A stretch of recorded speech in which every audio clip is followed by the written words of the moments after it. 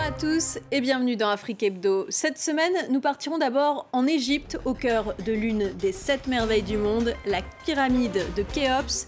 Des archéologues ont découvert un passage secret d'environ 10 mètres de long. Il a été détecté grâce à une technologie de pointe. Tester ses connaissances sur l'Afrique tout en s'amusant, c'est l'objectif des jeux de société créés par Cissé Diambissi. Elle est notre invitée. Les Verrières, un nouveau lieu singulier qui célèbre les arts africains à Paris. Il fait se rencontrer des sculptures anciennes et des œuvres contemporaines dans un vaste espace de 200 mètres carrés.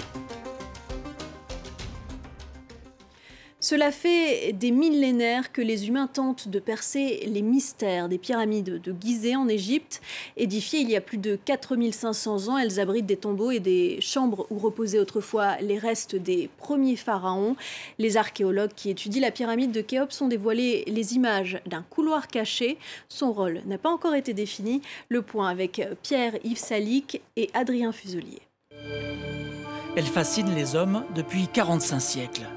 Khéops, la grande pyramide de Gizeh, vient de dévoiler l'un de ses secrets. Pour la première fois depuis 1000 ans, une nouvelle cavité est mise au jour. Juste au-dessus de l'entrée nord, derrière ces chevrons de pierre monumentaux, un couloir de 9 mètres de long sur 2 mètres de large. Depuis plus de 7 ans, une mission scientifique internationale scanne la pyramide à l'aide de muons, des minuscules particules venues de l'espace qui ont la faculté de traverser la matière. Ils ont découvert ici en rouge un petit espace vide, une observation confirmée par les radars. Dès 2017, on savait qu'il y avait un vide derrière. Simplement, on ne voulait pas non plus creuser au hasard pour risquer de creuser à côté et savoir non plus, on ne savait pas sur quelle distance creuser, donc il a fallu des mesures complémentaires. Et finalement, une caméra endoscopique de 5 mm de diamètre s'est infiltrée sans dommage dans les joints entre les pierres. À quoi servait cette pièce? Pour l'instant, mystère. Mais les archéologues égyptiens sont enthousiastes. Je crois qu'il y a une grande possibilité que le tunnel protège quelque chose, c'est certain. À mon avis, il protège la véritable chambre funéraire du roi Khéops. Les scientifiques sont plus réservés. Ils espèrent juste que la cavité, ici à droite, les mène vers une autre pièce inexplorée, 8 fois plus grande, 35 mètres de long, au centre de la pyramide. Le couloir a-t-il été comblé? Y a-t-il un mince passage? Un mini-robot devrait inspecter la pièce et sans doute un jour creuser un peu la roche. Mais faut-il vraiment percer tous les mystères d'une œuvre qui fait la fierté de l'Égypte? Une solution pérenne et plus écolo pour se déplacer au Kenya, des batteries recyclées. L'initiative vient d'un professeur de physique, Paul Waweru, déambule dans les rues de Nairobi à la recherche de vieilles batteries d'ordinateurs portables. Une fois transformées, elles lui permettent d'alimenter des vélos et des motos électriques. On l'écoute. Tout d'abord, les vélos Ecomobilus ne demandent aucun entretien, car ils ne possèdent pas de pièces mécaniques nécessitant d'être réparées régulièrement. Deuxièmement, la recharge en électricité est beaucoup plus abordable que le ravitaillement en carburant. Une charge complète coûte moins de 3 $ contre 7 $ pour les boda-boda, les mototaxis qui marchent à l'essence. Donc en résumé, ces vélos sont plus rentables et plus faciles d'entretien.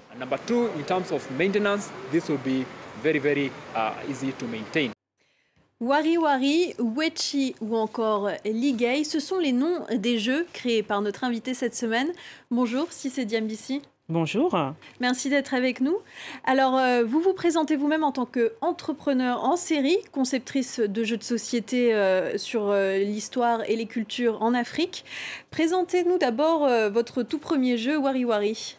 Wari Wari est un jeu de société qui reprend l'univers en fait de l'Afrique, donc toutes les réalités. En fait, on a repris le concept de la bonne paye et on l'a réadapté en fait à l'univers africain.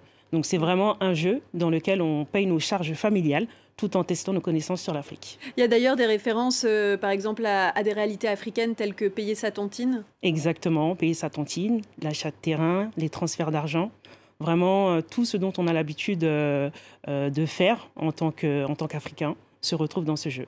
Vous pouvez me donner quelques exemples de questions qui sont posées dans votre jeu? Oui, on peut avoir par exemple... Vous voulez que je vous pose des questions? Ah bah oui. Ok. Faisons un test.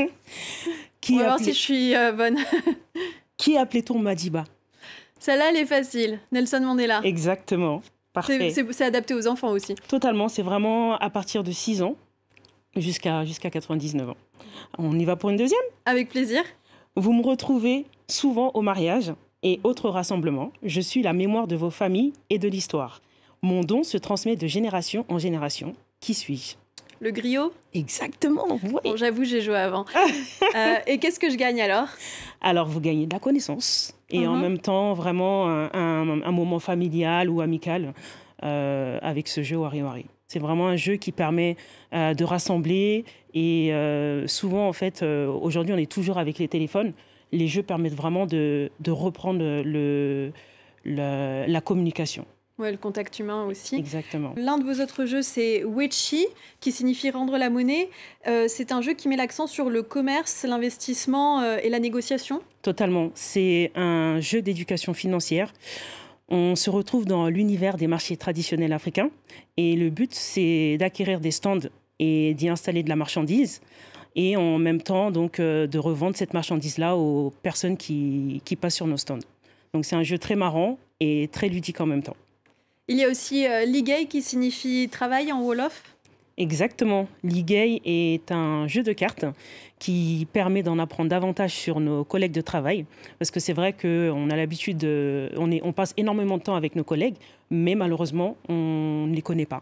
Donc avec ce jeu de cartes, on apprend vraiment à les découvrir et à passer du temps avec eux. À créer du lien donc. Et votre dernière création s'appelle Niofar. De quoi s'agit-il cette fois-ci? Niofar est un jeu de cartes de culture G. Et Niofar veut dire aller ensemble, être ensemble, donc tous ensemble. C'est un jeu qui nous permet de faire du sport et en même temps de répondre à des quiz de culture générale. Et en gros, tous vos jeux ont un but éducatif? Totalement. Les jeux, c'est un outil pédagogique qui permet en fait la transmission et en même temps, de façon ludique, développe la communication, on s'amuse en apprenant. On s'amuse en apprenant, exactement, et permet la mémorisation.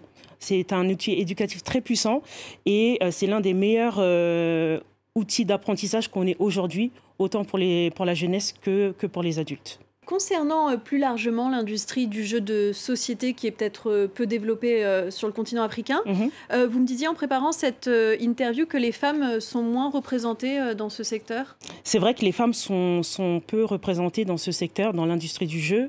Il y a des choses qui doivent être faites qui permettraient qu'elles soient plus présentes, notamment qu'on puisse avoir des ambassadrices qui permettraient de représenter justement les jeux que l'on crée ou en tout cas pour qu'elles puissent se sentir concernées par les jeux que l'on fait et aussi mettre en avant les créateurs, les créatrices de jeux. Pour finir, un conseil que vous donneriez aux jeunes entrepreneurs femmes qui souhaitent se lancer aujourd'hui? Moi, je dirais qu'il faut croire en vos rêves et ne lâchez surtout jamais ce que vous avez dans le cœur. Merci Cissé Diambissi d'avoir été notre invité. Merci également. Je vous propose maintenant de découvrir un nouveau lieu qui célèbre les arts africains, baptisé Les Verrières. Il vient d'ouvrir ses portes au cœur du quartier de Saint-Germain-des-Prés à Paris. Il rassemble des sculptures et des statues anciennes entourées de créations d'artistes contemporains. Visite guidée par Natacha Milray.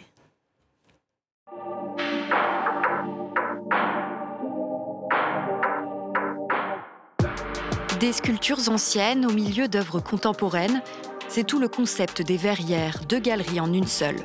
La première, créée en 2006, est spécialisée dans les arts anciens d'Afrique, la seconde dédiée aux scènes contemporaines africaines depuis plus de 4 ans. L'espace accueille aussi un cabinet d'expertise, l'idée, rassembler des compétences variées autour des arts africains.